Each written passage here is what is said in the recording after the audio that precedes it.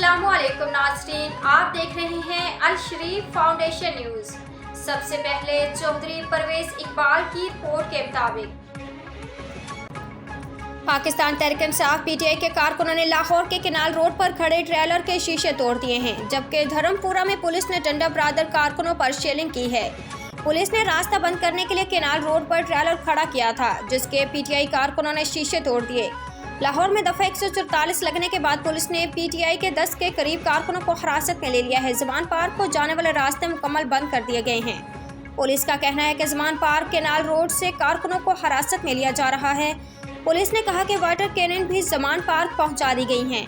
PTI कारकुनों ने गाड़ियों के शीशे तोड़ दिए। पीटीआई के डंडा बरादर कारकुन भी जमान पार्क में मौजूद हैं। इमरान खान की रहायशगाह के सामने पुलिस और कारकुनान आमने सामने आ गए। पीटीआई के कारकुनों ने पुलिस पर पथराव किया।